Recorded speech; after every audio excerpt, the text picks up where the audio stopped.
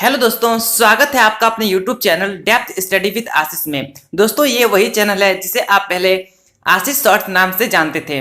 दोस्तों, इस वीडियो में आपको बताने वाला हूं कि जो आपका क्लास 12 का मॉडल प्रश्न पत्र निकला है, जिसमें आपके ऑब्जेक्टिव सब्जेक्टिव दोनों प्रश्न दिए हुए हैं, उसका मैंने ऑब्जेक्टिव प्रश्न का सारा सोल्यूशन वीडियो मैंने अपने YouTube चैनल में अपलोड कर दिया है। यदि आपने अभी तक नहीं देखा है तो आप हमारे डिस्क्रिप्शन को चेक कर सकते हैं या फिर हमारे चैनल में विजिट करके उसका सॉल्यूशन प्राप्त कर सकते हैं। तो चलिए दोस्तों, इसमें हम लोग जाने वाले हैं कि जो आपका ज्योग्राफी सब्जेक्ट है दोस्तों, उसका सॉल्यूशन वीडियो इस वीडियो में आप लोग देखने वाले हैं। दोस्तों, आपका जितना भी सब्जेक्टिव प्रश्न है ज्योग्राफी से रिलेटेड, वो सारे हम लोग इस वीडियो में देखने वाले हैं, जो कि आपका 35 नंबर का होगा। आपको पता होगा दोस्तों कि आपका जो है टोटल 70 नंबर का जो है इसमें एग्जाम लिया जाएगा, ठीक है, जिसमें 35 सब्जेक्टिव के प्रश्न रहेंगे, वहीं पर 35 जो है ऑब्जेक्टिव प्रश्न पूछा जाएगा, ठीक है दोस्तों। तो चलिए दोस्तों, वीडियो को स्टार्ट करते हैं और सारे प्रश्नों को समझने का प्रयास करते हैं, ठीक है। तो दोस्तों, पहला प्रश्न है, उससे पहले हम लोग हेडिंग को समझ लेते हैं थोड़ा सा। हेडिंग है दोस्तों अति लघुत्तरीय प्रश्न, ठीक है, जिसको आपको एक वाक्य में इसका आंसर देना है, ठीक है दोस्तों। ये जो है दोस्तों, जितने भी मैं आपको प्रश्न बताऊंगा अभी 1 से 7 तक, वो सारे जो है दोस्तों 1 नंबर के रहेंगे, ठीक है। उसके बाद जो भी प्रश्न आएगा उसका मैं नंबर आपको बताते जाऊंगा और कितने शब्दों में उसका आंसर देना है, ये सारी चीजें मैं आपको बताने वाला हूं। तो दोस्तों, वीडियो पे चैनल पे नए हैं तो चैनल को सब्सक्राइब कीजिए और जितना हो सके दोस्तों अपने दोस्तों के साथ शेयर कीजिए, ताकि उन्हें भी जो है इस तरह का कंटेंट प्राप्त हो सके, ठीक है दोस्तों। और दोस्तों, किसी भी प्रकार का आपको डाउट होता है तो आप हमारे कमेंट बॉक्स में कमेंट कर सकते हैं, ठीक है। तो चलिए दोस्तों, पहला प्रश्न है हमारा कि जनसंख्या घनत्व को परिभाषित करें, ठीक है दोस्तों। तो जनसंख्या घनत्व क्या होता है ना, प्रति इकाई क्षेत्र पर निवास करने वाले व्यक्तियों की संख्या को जनसंख्या घनत्व कहा जाता है। इसका जो सूत्र होता है दोस्तों, वो होता है, जो भी आप किसी भी क्षेत्र का निकाल रहे हैं तो उस क्षेत्र में जो जितनी भी जनसंख्या है उसे लिख दीजिए, ठीक है। उसके बाद जो क्षेत्रफल है उसको यहाँ पे लिख दीजिए, ठीक है दोस्तों। और उसको जो है डिवाइड देने के पश्चात आपका जो है जनसंख्या घनत्व निकलेगा। दोस्तों, मैं फिर से आपको एक इन्फॉर्मेशन देना चाहूंगा कि क्लास 12 के जितने भी ज्योग्राफी के सब्जेक्ट हैं, ज्योग्राफी के मतलब चैप्टर्स हैं, उसके सारे के चैप्टर्स की वीडियो दोस्तों हमारे YouTube चैनल में अपलोड कर दिए गए हैं। यदि आपको खोजने में परेशानी आती होगी तो मैंने जो है आपके लिए उसका प्लेलिस्ट भी बना दिया है, आप हमारे चैनल में विजिट करके देख सकते हैं, ठीक है दोस्तों। और ये सारी चीजें जो है बहुत ही सरल शब्दों में आप तक पहुंचाने की, आप तक समझाने का प्रयास किया गया है। दोस्तों, यदि आपको किसी भी प्रकार का डाउट होगा तो कमेंट बॉक्स में जरूर कमेंट कीजिएगा, ठीक है दोस्तों। तो पहला प्रश्न का आंसर आपको पता चल गया कि जनसंख्या घनत्व किसे कहा जाता है, प्रति इकाई क्षेत्र पर दोस्तों जो व्यक्तियों की संख्या होती है उसे जनसंख्या घनत्व कहा जाता है, ठीक है। यहाँ पे मैंने आपको उसका सूत्र रख दिया है। चलिए अब नेक्स्ट प्रश्न को समझने का प्रयास करते हैं। दोस्तों, मैं आपको फिर से बता दूं कि यदि आपको चैप्टर पढ़ना है तो आप हमारे चैनल में विजिट कर सकते हैं, और उसका पीडीएफ प्राप्त करना है तो डिस्क्रिप्शन में टेलीग्राम का लिंक दे दिया गया है, उसे भी आप जाके क्लिक कर सकते हैं। और दोस्तों, इस जो मैंने अपने हाथों द्वारा ये नोट्स को लिखा गया है, ये जो क्वेश्चन का आंसर मैंने अपने हाथों द्वारा लिखा गया है, उसका यदि आपको पीडीएफ प्राप्त करना है दोस्तों तो आप हमें कमेंट कर सकते हैं। उसका लिंक दोस्तों आप कमेंट कीजिएगा तो मैं जो है इस पीडीएफ को टेलीग्राम में अवेलेबल करवा दूंगा, ठीक है, और जिसका लिंक मैंने आपको डिस्क्रिप्शन में दे दूंगा, ठीक है। नेक्स्ट प्रश्न है दोस्तों कि रोपण कृषि क्या है, ठीक है। तो रोपण कृषि किसे कहा जाता है आपको पता होगा, नहीं पता है तो मैं आपको बता दूं कि रोपण कृषि वाणिज्यिक कृषि का एक प्रकार होता है, ठीक है दोस्तों। और इस प्रकार कि कृषि में बड़ी मात्रा में श्रम और पूंजी की आवश्यकता होती है, ठीक है दोस्तों। यहाँ पे बहुत ज्यादा मेहनत लगता है, बहुत ज्यादा श्रमिक लगते हैं, ठीक है, और बहुत ज्यादा इसमें जो है पैसा का आवश्यकता होती है, ठीक है दोस्तों। जैसे कि मैंने आपको एक दो जो है एग्जाम्पल बताया है, जैसे कि कपास, रबड़, चाय, ये जो दोस्तों जितने भी एग्जाम्पल बताए ये सारे जो है रोपण कृषि के उदाहरण है, ठीक है। नेक्स्ट प्रश्न है कि सशक्तिकरण का अर्थ क्या है। ये जो है दोस्तों सशक्तिकरण, इसका अर्थ यहाँ पे आपको बताना होगा, ठीक है, जो कि आपका 1 नंबर में प्रश्न पूछा गया है, ठीक है। जो भी मैं आपको प्रश्न बता रहा हूँ 1 से 7 तक आप याद रखिएगा, सारे जो है 1 नंबर के प्रश्न है, ठीक है। तो इसका क्वेश्चन का जो आंसर है दोस्तों वो है कि सशक्तिकरण एक ऐसी प्रक्रिया होती है जिसके तहत शक्तिहीन लोगों को अपने जीवन की परिस्थितियों को नियंत्रण करने के लिए बेहतर मौके मिल जाते हैं, ठीक है दोस्तों। मैंने आपको क्या समझाया, चलिए फिर से एक बार समझ लेते हैं कि ये जो है सशक्तिकरण, ये एक प्रक्रिया होती है। कौन सी प्रक्रिया ना, जिसके तहत जिसके पास शक्ति ही नहीं है दोस्तों, जो भी शक्तिहीन है उस लोगों को अपने जीवन में परिस्थितियों को नियंत्रण करने के बेहतर मौके मिल जाते हैं, ठीक है दोस्तों। उन्हें विकल्प मिल जाता है विकास होने का, ठीक है दोस्तों। उनके जो है उसमें जो है कॉन्फिडेंस आ जाता है, उसमें वो मजबूत हो जाते हैं, तो इसे जो है दोस्तों सशक्तिकरण कहा जाता है, ठीक है दोस्तों। आशा करता हूँ आपको बहुत ही अच्छे ढंग से, बहुत ही सरल शब्दों में मैंने आपको इसका आंसर समझाने का प्रयास किया है, ठीक है।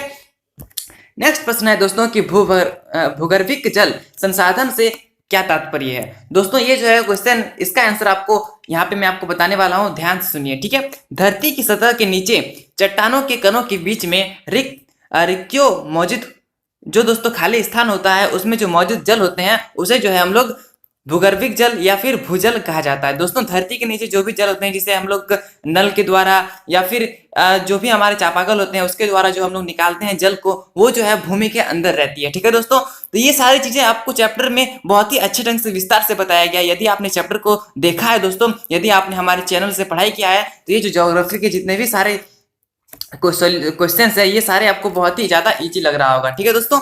तो चलिए दोस्तों अब नेक्स्ट प्रश्न को समझने का प्रयास करते हैं। नेक्स्ट प्रश्न है कि मानव भूगोल क्या है, ठीक है दोस्तों। मानव भूगोल क्या होता है, ये तो दोस्तों आपका एक चैप्टर ही है, ठीक है दोस्तों। और बुक का भी नाम जो है दोस्तों मानव भूगोल है। यदि आपने चैप्टर को देखा है बहुत ही अच्छा लग रहा होगा, आपको बहुत ही इजी लग रहा होगा इस प्रश्न का आंसर, ठीक है। चलिए समझने का प्रयास करते हैं कि मानव भूगोल की वह शाखा होती है जिसमें हम मानव की उत्पत्ति से लेकर अभी तक तथा उसके पर्यावरण के साथ संबंधों तथा व्यवहारों का अध्ययन करते हैं, उसे मानव भूगोल कहा जाता है। दोस्तों ये आपको समझ में नहीं आया तो मैं आपको और एक बार समझाने का प्रयास करूंगा कि जो है मानव भूगोल किसे कहा जाता है। जो मानव और जो भूगोल अर्थात प्रकृति, मानव और प्रकृति के बीच जो भी संबंध होता है दोस्तों, उसे जो है मानव भूगोल कहा जाता है, ठीक है। हमारे चैनल द्वारा बहुत ही अच्छे ढंग से आपको चैप्टर में पढ़ा दिया गया है, ठीक है। नेक्स्ट प्रश्न है कि निजीकरण से आप क्या समझते हैं। निजीकरण दोस्तों आपको सुनने से ही पता चल रहा होगा कि निजीकरण का अर्थ क्या होता है। फिर से मैं आपको समझाने का प्रयास करूं, शब्दों के माध्यम से मैं आपको समझाने का प्रयास करता हूं, ठीक है।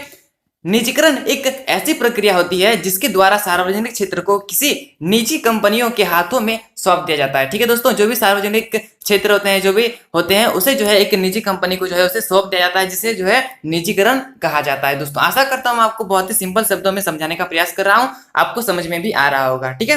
नेक्स्ट प्रश्न है कि मनुष्य की मूलभूत आवश्यकताएं क्या है। दोस्तों इसका आंसर समझ लेते हैं कि जो है मनुष्य की 3 मूलभूत इकाइयों को मैंने यहाँ पे लिखा है। 3 मूलभूत बहुत ही ज्यादा इंपॉर्टेंट जो होती है नीड्स, उसको जो है मैंने यहाँ पे लिखा है, ठीक है दोस्तों। भोजन, वस्त्र और आवास, जहाँ पे हम लोग रहते हैं, ठीक है। तो ये जो है तीनों जो है दोस्तों बहुत ही ज्यादा महत्वपूर्ण भूमिका निभाता है, बहुत ही महत्वपूर्ण भूमिका निभाती है मनुष्य के मूलभूत आवश्यकताओं में, ठीक है दोस्तों। तो ये भी आपको समझ में आ गया होगा।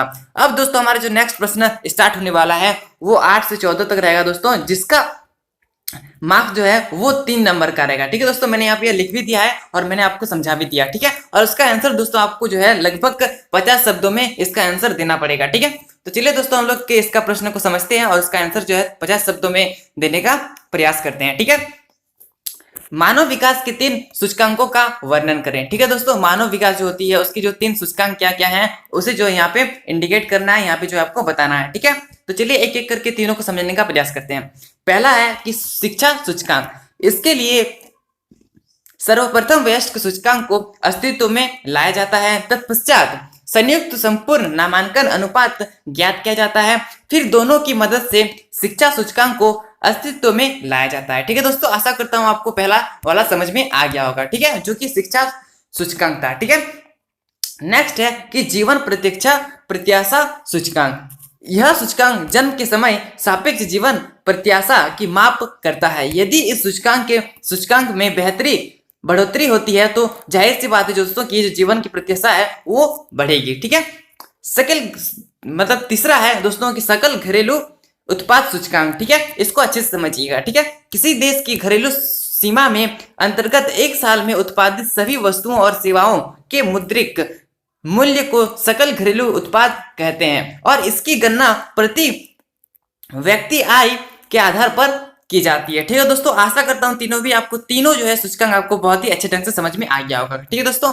एक मैंने नोट के द्वारा लिखा है जो कि आपको समझना और बहुत ही ज्यादा इंपॉर्टेंट है। ये जो दोस्तों आपका 1 नंबर में भी प्रश्न पूछा जा सकता है, ठीक है। तो इसे आप याद रख लीजिए, ठीक है। मैं आपको बता दूं कि इसे अर्थशास्त्री महबूब उल हक द्वारा जो है तैयार किया गया था। मैंने आपको जो 3 सूचकांक बताए दोस्तों, ये जो है अर्थशास्त्री महबूब उल हक, ये जो है दोस्तों एक अर्थशास्त्री थे, ठीक है दोस्तों। तो इसके द्वारा जो है ये तीनों सूचकांक का जो है तैयार किया गया था, ठीक है। तो ये चीजें आपको याद होनी चाहिए क्योंकि आपका जो है एक प्रश्न 1 नंबर के प्रश्न में भी आपसे पूछा जा सकता है, ठीक है। नेक्स्ट प्रश्न है कि जीवन प्रत्ययन के 3 घटकों के नाम लिखिए। तो दोस्तों 3 घटक क्या है आपको सारी चीज चैप्टर में बताई गई है, ठीक है दोस्तों। इसका आपको डीपली एक्सप्लेन देना हो दोस्तों, यदि आपको इसका डीपली एक्सप्लेन चाहिए डीपली एक्सप्लेनेशन चाहिए तो आप हमारे चैनल में जरूर विजिट करें और ज्योग्राफी के सारे चैप्टर्स को अच्छे से रीड करें। ठीक है दोस्तों, जो कि एनसीईआरटी बेसिस पे है और उसका पीडीएफ भी है दोस्तों टेलीग्राम में अवेलेबल है। ठीक है, टेलीग्राम का लिंक आपको डिस्क्रिप्शन में मिल जाएगा। ठीक है दोस्तों, बात रहा जीवन परिवर्तन के 3 घटकों का, तो आपको पता होगा कि मैं आपको प्रश्न समझा देता हूं। ठीक है, जीवन परिवर्तन होता क्या है? जनसंख्या परिवर्तन क्या होता है दोस्तों? जनसंख्या परिवर्तन अर्थात किसी भी क्षेत्र में जनसंख्या का परिवर्तन होना, या फिर वो घटे या फिर बढ़े, जो भी हो, लेकिन जनसंख्या में परिवर्तन होना चाहिए। ठीक है, तो इसका जो है 3 घटकों के नाम लिखने हैं। पहला है दोस्तों जन्म दर। यदि किसी भी क्षेत्र में जनसंख्या बढ़ रही है तो अर्थात इससे आपको क्या समझ में आया कि जनसंख्या में परिवर्तन हो रहा है। ठीक है, पहला वाला आपको समझ में आ गया होगा। सेकंड समझिए, सेकंड है मृत्यु दर। मृत्यु दर कहने का मेरा तात्पर्य है कि यदि कोई क्षेत्र में, ठीक है, लोगों की संख्या घट रही है अर्थात मृत्यु हो रही है, तो उसकी जाहिर सी बात है कि उसका जो जनसंख्या होगा वो घट रहा होगा। ठीक है दोस्तों, तो यदि घट रहा है तो कहीं ना कहीं जो है जनसंख्या में परिवर्तन हो रहा है। ठीक है दोस्तों, जनसंख्या जो है वो कम होती जा रही है। ठीक है, और तीसरा है दोस्तों प्रवास। प्रवास के बारे में आप पहले से जानते होंगे, नहीं पता तो मैं आपको बता दूं कि प्रवास क्या होता है कि किसी भी क्षेत्र को, एक जगह कोई भी क्षेत्र को आपको छोड़ के किसी और क्षेत्र में जा रहे हैं तो इसे जो है प्रवास कहा जाता है। ठीक है दोस्तों, यदि आप जिस क्षेत्र से जा रहे हैं और जिस क्षेत्र आप जा रहे हैं दोस्तों, ठीक है, ये जो पूरा प्रोसेस होता है इसे हम लोग प्रवास कहते हैं। ठीक है दोस्तों, लेकिन प्रवास जो है दोस्तों 2 प्रकार से होता है, एक पहला और दूसरा। ठीक है दोस्तों, तो दोनों क्षेत्र को क्या कहा जाता है दोस्तों, आप कमेंट में जरूर कमेंट कीजिएगा। ठीक है, अब चलिए नेक्स्ट प्रश्न को समझने का प्रयास करते हैं। नेक्स्ट प्रश्न है कि सड़क परिवहन रेल परिवहन की तुलना में किस प्रकार सुगम है? ठीक है दोस्तों, ये जो सड़क परिवहन है वो रेल परिवहन के अकॉर्डिंग इसके इन लोग दोनों की तुलना करें तो सड़क परिवहन को ज्यादा मतलब वैल्यू क्यों दिया जाता है? ठीक है, तो इसका जो है यहाँ पे प्रश्न पूछा गया है जिसका आंसर आपको 50 शब्दों में देना है। ठीक है दोस्तों, मैं आपको याद दिला दूं कि इसका जो है 50 शब्दों में इसका आंसर देना है। ठीक है दोस्तों, और मैं आपको ये भी दिला दूं याद कि ये जो है जितने भी प्रश्न मैं आपको बता रहा हूं अभी वो जो है सारे 3 मार्क्स के हैं। ठीक है दोस्तों, अब चलिए इसका आंसर समझने का प्रयास करते हैं। ठीक है, इसका आंसर मैंने अपने शब्दों में लिखा है दोस्तों, जैसे कि आप यहाँ पे देख पा रहे होंगे कि सड़क परिवहन रेल परिवहन की तुलना में अधिक महत्वपूर्ण इसलिए है क्योंकि सड़क परिवहन की पहुंच छोटे छोटे क्षेत्रों तक हो जाती है। ठीक है दोस्तों, आपको पता होगा कि रेल परिवहन में कितना ज्यादा मतलब क्षेत्र की आवश्यकता होती है। ठीक है, वो बहुत ज्यादा लंबा हो भी जाता है, और लेकिन सड़क जो है दोस्तों कहीं पर भी आप बना सकते हैं, जिस कारण वह जो है बहुत ज्यादा सुविधाजनक ये माना जाता है। ठीक है, उसके बाद है दोस्तों कि जबकि रेल परिवहन की पहुंच हर जगह संभव नहीं है। आपको पता होगा कि गांव में दोस्तों आप रेल नहीं बना सकते, लेकिन वहां पे जो है सड़क को आसानी से दोस्तों यहाँ पे बनाया जा सकता है। ठीक है, नेक्स्ट है कि सड़क मार्ग को बचाने में कम लागत आती है, जबकि रेल पटरियों को बिछाने में दोस्तों बहुत ज्यादा लागत आती है। ठीक है दोस्तों, इसमें जो है बहुत ज्यादा खर्चा भी होता है, जिस कारण वह जो है दोस्तों सड़क मार्ग को जो है बहुत ज्यादा बेहतर माना जाता है। ठीक है दोस्तों, आपके अकॉर्डिंग किसको बेहतर माना जाता है कमेंट में जरूर कमेंट कीजिएगा। ठीक है, चलिए नेक्स्ट प्रश्न को समझते हैं। नेक्स्ट प्रश्न है कि भारतीय कृषि की विशेषताओं का वर्णन करें। ठीक है दोस्तों, आपको पता होगा भारत में कृषि की जाती है। ठीक है, भारत एक कृषि प्रधान देश है। ठीक है, तो इसका जो है दोस्तों विशेषताओं का यहाँ पे वर्णन करना है। ठीक है, तो मैंने आपको यहाँ पे 3 पॉइंट में बताया गया है। ठीक है दोस्तों, आपको पता होगा 3 मार्क्स का ये क्वेश्चन है। ठीक है, तो मैंने आपको 3 पॉइंट में इसका आंसर देने का प्रयास किया है। ठीक है, तो चलिए इसको भी समझ लेते हैं कि देश की कृषि खाद्यान्न प्रदान है क्योंकि विशाल जनसंख्या के लिए भोजन जुटाना मुख्य लक्ष्य है। ठीक है दोस्तों, और कुल कृषि उत्पादन में 80% भाग जो है दोस्तों खाद्यान्नों का होता है। ठीक है दोस्तों, पहला आपको समझ में आ गया। चलिए सेकंड को समझते हैं।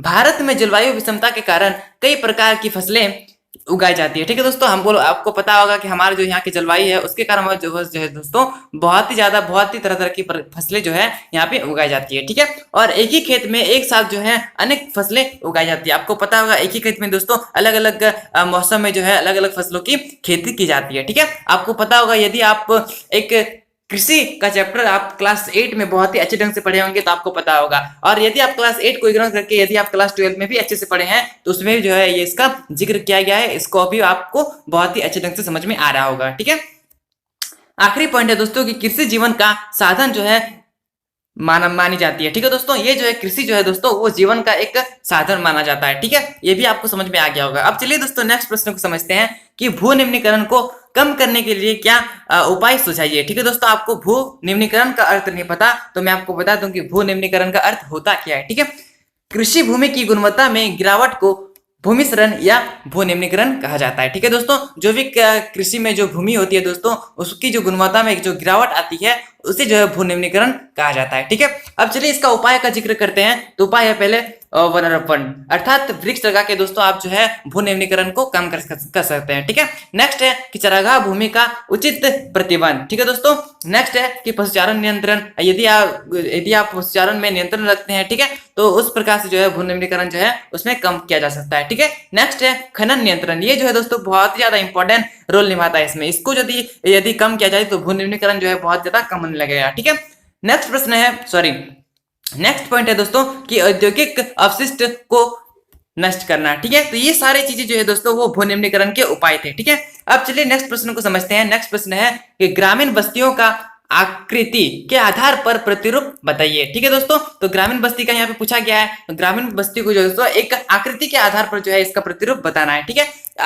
यदि आप एक गांव से विजिट करते हैं तो आपको ये सारी चीजें बहुत ही अच्छी लगेगी समझने में। आपको मैं समझाता हूं, आप सिर्फ समझते हुए चलिए। ठीक है दोस्तों, और यदि आप चैनल पे नए हैं तो चैनल को सब्सक्राइब करना ना भूलिएगा, और जितना हो सके आप अपने दोस्तों के साथ शेयर कीजिएगा ताकि उन्हें भी जो है इस प्रकार के कंटेंट प्राप्त हो सकता है। दोस्तों पता है आप सभी को कि यूट्यूब में और भी सारे वीडियो हैं जो कि आपको प्रिंट आउट के द्वारा समझाया जाता है, लेकिन दोस्तों एक स्टूडेंट होने के नाते मैं आपको शब्दों में लिख कर समझाता हूं, किस प्रकार से आप लिखिएगा एग्जाम में, ये भी आपको बता रहा हूं इस वीडियो में। यदि आप अच्छे से देख रहे होंगे, अच्छे से समझ रहे होंगे तो ठीक है दोस्तों। तो चैनल पे नहीं है तो चैनल को जरूर सब्सक्राइब कीजिएगा दोस्तों। आशा करता हूं आप हमारे शब्दों को समझ पा रहे होंगे और आप हमारे चैनल को सब्सक्राइब जरूर कीजिएगा। ठीक है दोस्तों, और किसी भी प्रकार का आपको डाउट होता है तो कमेंट बॉक्स आपके लिए है, कमेंट कर दीजिए दोस्तों यदि आपको डाउट है तो। ठीक है, अब चलिए इसका आंसर जानने का प्रयास करते हैं कि ये जो ग्रामीण बस्ती है उसको जो है एक आकृति के रूप में कैसे हम लोग प्रतिरूप कर सकते हैं। ठीक है, तो पहला पॉइंट लिखा है दोस्तों रैखिक प्रतिरूप। इसका कहने का तात्पर्य है कि जो हमारे गांव में सड़कें होती है दोस्तों, आप एक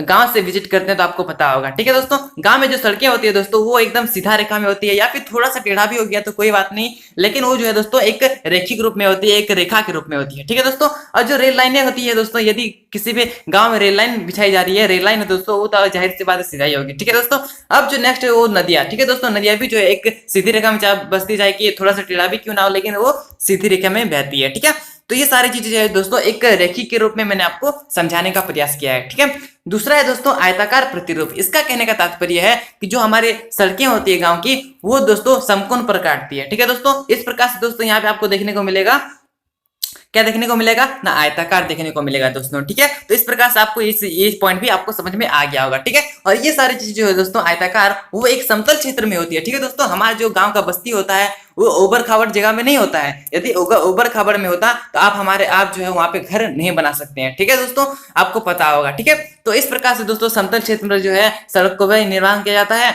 और सड़क जो है दोस्तों एक सीधी रेखा में भी होती है और उसे जो है एक आयताकार के रूप में भी जो है इसको वर्गीकृत करती है। ठीक है दोस्तों, अब चलिए दोस्तों नेक्स्ट पॉइंट को समझते हैं। नेक्स्ट पॉइंट है वृत्ताकार रूप। इसका कहने का तात्पर्य है कि जो हमारे तालाब या फिर झील जो है दोस्तों, अर्थात सोचिए कि एक गांव है। ठीक है, गांव के नहीं छोड़िए, पहले सोचिए कि एक तालाब है। ठीक है दोस्तों, तो तालाब है जो दोस्तों उसके चारों ओर दोस्तों सोचिए घर है। ठीक है, घर है मतलब गांव है एक, सोचिए तो ये जो है दोस्तों एक गांव वृत्ताकार के रूप में हो गया। तो इस प्रकार से दोस्तों यहाँ पे मैंने आपको एक वृत्ताकार के रूप में एक ग्रामीण समाज को दर्शाने का प्रयास किया है। ठीक है दोस्तों, नेक्स्ट पॉइंट है कि तारे के आकार का प्रतिरूप। इसका कहने का तात्पर्य है दोस्तों कि बहुत सारी सड़कें एक स्थान पर मिलता है। ठीक है दोस्तों, बहुत सोचिए कि बहुत सारी सड़कें हैं एक स्थान पर मिल गई। ठीक है, एक स्थान पर मिल गई। ठीक है, अब उसमें क्या हुआ कि साइड साइड में जो है उसमें जो है मकान का निर्माण होने लगा। ठीक है, साइड साइड में दोस्तों सोचिए मकान का निर्माण हो गया। तो इस प्रकार से दोस्तों एक स्टार के रूप में या फिर तारा के रूप में जो है दोस्तों इसको वर्गीकृत किया गया है। इसे जो है मैंने आपको शब्दों के माध्यम से समझाने का प्रयास किया है। ठीक है दोस्तों, अब जो हमारा नेक्स्ट है वो है दोहरे ग्राम। दोहरे ग्राम कहने का तात्पर्य है कि नदी एवं पुल के दोनों किनारों पर बस्ती, अर्थात सोचिए कि दोस्तों एक पुल है। ठीक है दोस्तों, ये एक पुल है, एक नदी है। ठीक है दोस्तों, सोचिए थोड़ा समझने का प्रयास कीजिए। ठीक है, और इधर भी गांव है दोस्तों और इधर भी गांव है। ठीक है दोस्तों, तो दोनों तरफ गांव है, तो इसे जो है दोस्तों दोहरे ग्राम कहा जाता है। ठीक है दोस्तों, आपको बहुत ही अच्छे ढंग से समझ में आ रहा होगा दोस्तों। ये जो है जितने भी मैंने आपको पॉइंट्स बताए वो सारे जो है ग्रामीण बस्ती को दर्शाने का प्रयास किया गया है मेरे द्वारा। ठीक है, जो कि एक आकृति के रूप में दर्शाया गया है। ठीक है दोस्तों, ये सारी चीजें आपको बहुत ही अच्छे ढंग से समझ में आ रही होगी। दोस्तों समझ में आ रही है तो चैनल को सब्सक्राइब करना ना भूलिएगा, वीडियो को लाइक करना भी ना भूलिएगा, और जितना हो सके दोस्तों अपने दोस्तों के साथ शेयर करना भी नहीं भूलिएगा। ठीक है, नेक्स्ट प्रश्न को समझने का प्रयास करते हैं। नेक्स्ट प्रश्न है कि मानव के प्रतिकरण की व्याख्या दीजिए।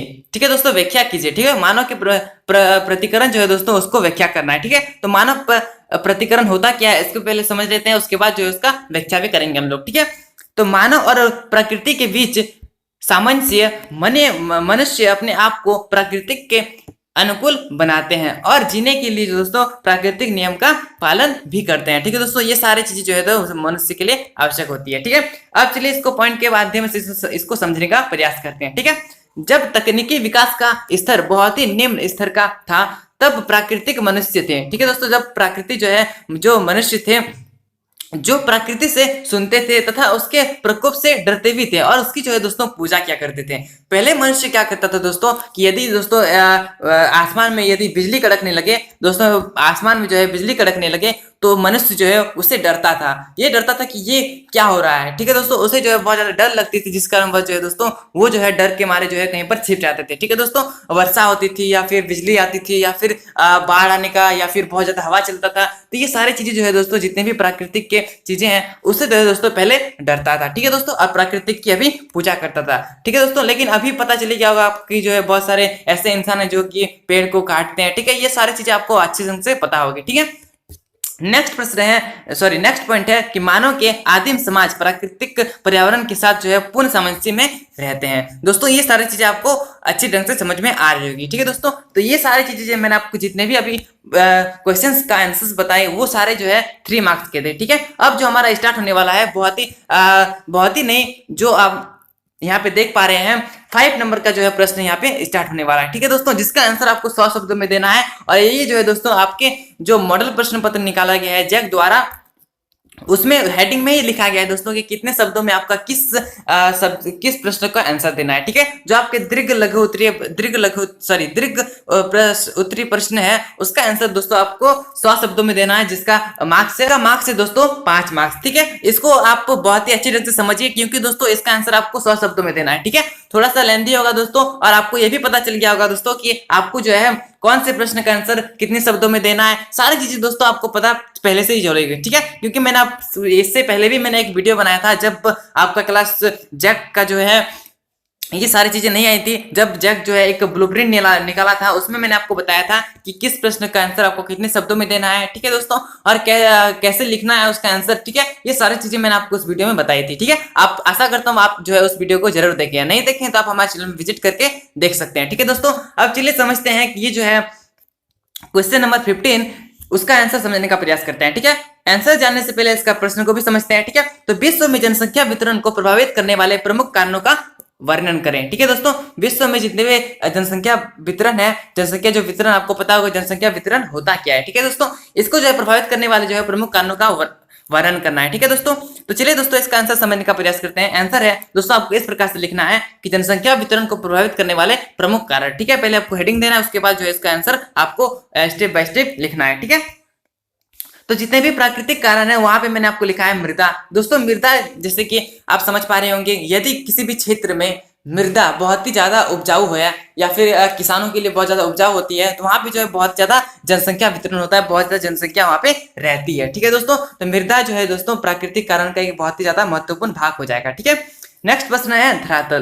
धरातल दोस्तों यदि समतल होता है तो वहां पे जो है बहुत ज्यादा व्यक्ति जो है वहां पे रहते हैं। ठीक है दोस्तों, और इस कारणवश जो है दोस्तों ये भी एक बहुत ही महत्वपूर्ण हो जाएगा कि धरातल जो है यदि समतल है तो वहां पे बहुत ज्यादा लोग जो है निवास करेंगे, लेकिन वहीं पर जो है उबड़ खाबड़ या फिर पहाड़ी इलाका है तो वहां पे जो है लोगों की संख्या आपको कम देखने को मिलेगी। ठीक है, अब चलिए नेक्स्ट पॉइंट है वो है जलवायु। यदि किसी भी क्षेत्र में उसकी जलवायु जो है वो अच्छी है दोस्तों तो वो जो है उसमें भी जो है लोगों की संख्या वो भी बहुत ही अच्छी होगी। ठीक है, अर्थात ज्यादा होगी। ठीक है, उसके बाद जो है दोस्तों जल दोस्तों बहुत ज्यादा इंपॉर्टेंट है क्योंकि किसी भी क्षेत्र में यदि जल की आवश्यकता मतलब जल ही नहीं है दोस्तों वहां पे तो किसी भी कोई भी चीज को आपको करने के लिए जल की आवश्यकता पड़ेगी, चाहे वो आप खेती कर रहे हैं या फिर खाना बना रहे हैं या फिर कोई भी चीज कर रहे हैं तो उसके लिए जल जो है बहुत ही ज्यादा इंपॉर्टेंट होता है। ठीक है, तो जल जो है दोस्तों जल को देखकर भी जो है दोस्तों बहुत ज्यादा निवासी जो है बहुत ज्यादा जो लोग होते हैं वो जल को भी देखकर वहां पे रहते हैं। ठीक है,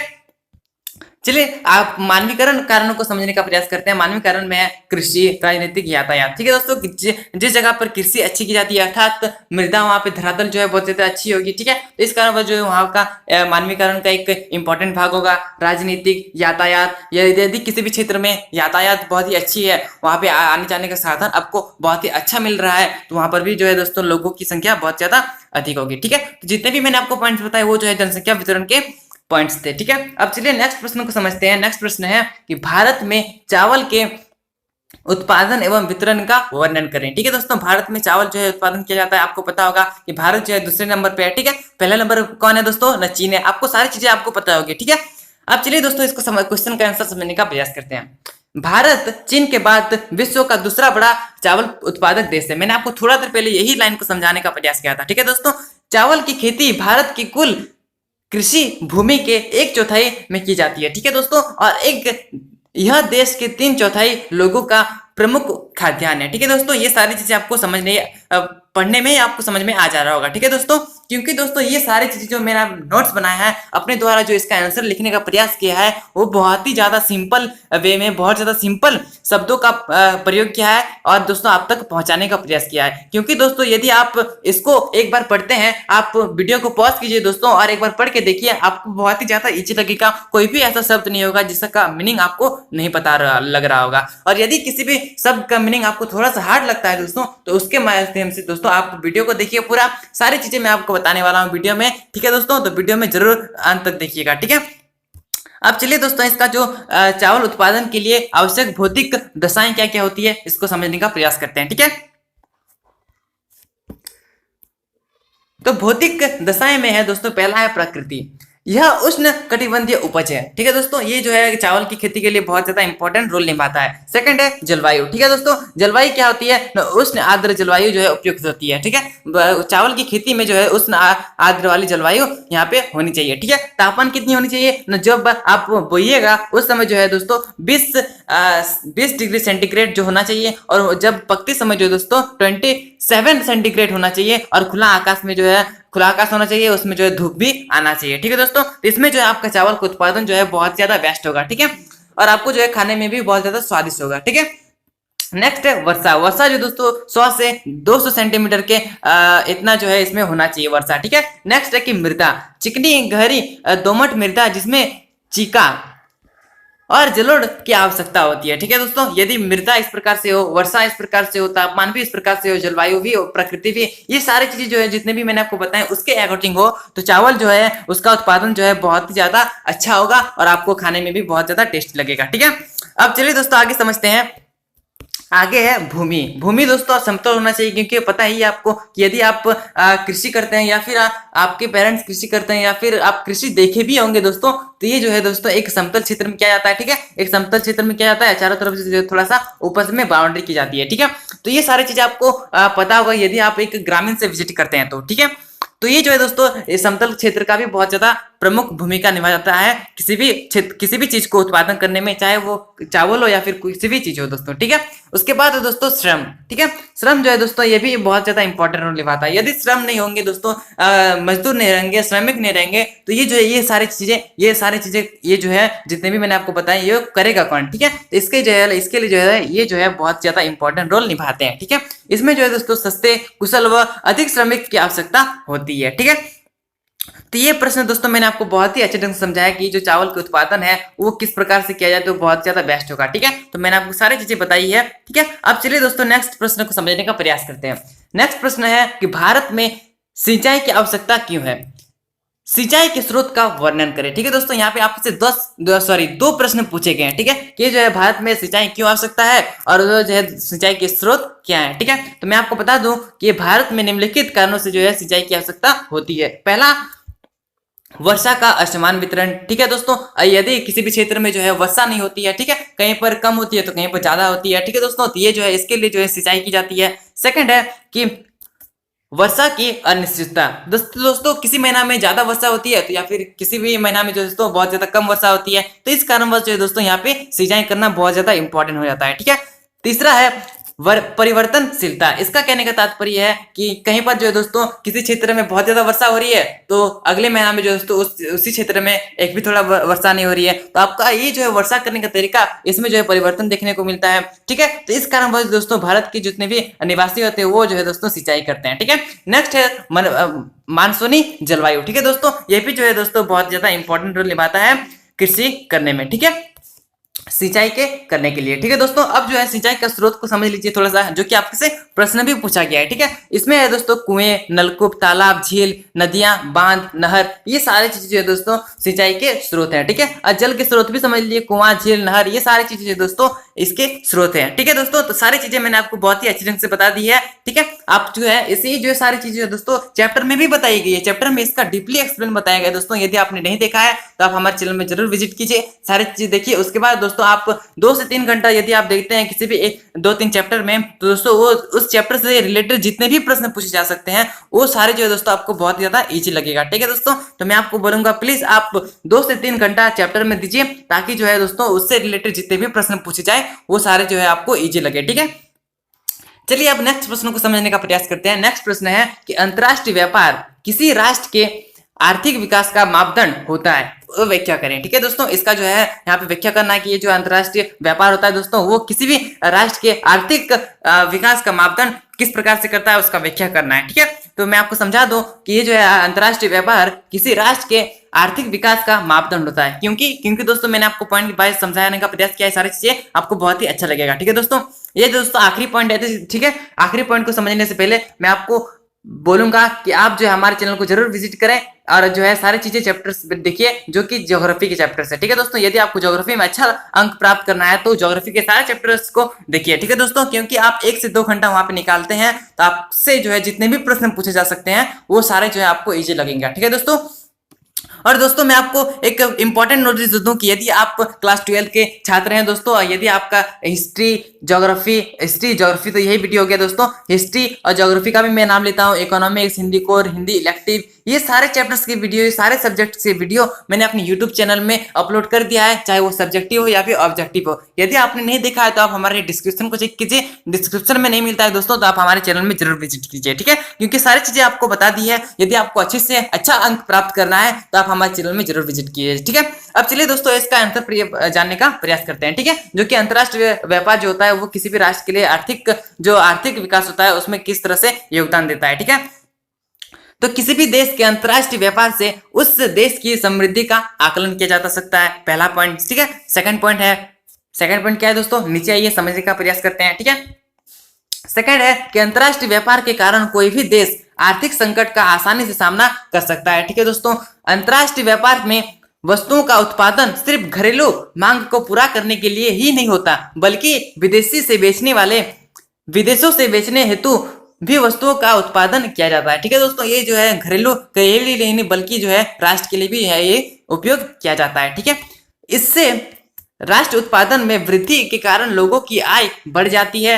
और ज्यादा उत्पादन के लिए ज्यादा मजदूरी की जरूरत होती है और फलस्वरूप रोजगार जो है स्तर जो है इसमें वृद्धि हो जाती है। ठीक है दोस्तों, तो ये सारी चीजें आपको बहुत ही अच्छे ढंग से समझ में आ रहा होगा यदि आपने चैप्टर को देखा है तो। यदि आपने चैप्टर को नहीं देखा है दोस्तों तो इस वीडियो को आप 1 से 2 बार देखिए, आपको जो है सारी चीजें कंप्लीटली सोल्यूशन जो है बहुत ही अच्छे ढंग से आपको समझ में आ जाएगी। ठीक है दोस्तों, आखिरी पॉइंट है दोस्तों कि अंतरराष्ट्रीय व्यापार देश के औद्योगिक विकास में भी सहायक होता है। ठीक है दोस्तों, तो आशा करता हूं दोस्तों ये सारी चीजें आपको समझ में आ गई होगी। दोस्तों आपका जो आखिरी नंबर था वो था 19 नंबर, जिसमें आपके मैप के द्वारा आपसे प्रश्न पूछा गया था। ठीक है दोस्तों, यदि आपने हमारे चैनल द्वारा पढ़ाई किया है तो दोस्तों आप जो है उस मैप को बहुत ही अच्छे ढंग से पढ़ाई कीजिएगा और आप जो है उसको जो है बहुत ही अच्छे ढंग से समझ लीजिएगा। ठीक है दोस्तों, और यदि आपको उसका वीडियो नहीं मिलता है दोस्तों, यदि आपको उसको समझने में बहुत ज्यादा तकलीफ होती है तो आप हमें कमेंट कर सकते हैं, उसका मैप जो है दोस्तों अलग वीडियो में आपको समझाने का प्रयास करूंगा। ठीक है दोस्तों, अभी तक मैंने आपको जितने भी सारी चीजें बताई, यदि आप किसी भी टॉपिक में या फिर कोई भी क्वेश्चन आपको समझने में तकलीफ आ रही है तो कमेंट बॉक्स में कमेंट कर सकते हैं, उसका सोल्यूशन जो है दोस्तों मैं वहीं पर आपको प्रोवाइड कर दूंगा। ठीक है दोस्तों, और अभी तक हमारे चैनल को सब्सक्राइब नहीं किया है तो चैनल को जरूर सब्सक्राइब कर दीजिए, ताकि जितने भी आपके नोटिफिकेशन आते हैं या फिर जो भी आपका सोल्यूशन वीडियो आता है या फिर जो भी क्लास के हैं उसका जो है सोल्यूशन वीडियो इस चैनल द्वारा आप तक पहुंचाया जाता है। ठीक है दोस्तों, तो चैनल को सब्सक्राइब कर दीजिए, जितना हो सके आप अपने दोस्तों के शेयर कीजिए और दोस्तों वीडियो को लाइक करना ना भूलिएगा। ठीक है, अब चलिए दोस्तों मिलते हैं अगले वीडियो में, तब तक की जय हिंद जय भारत।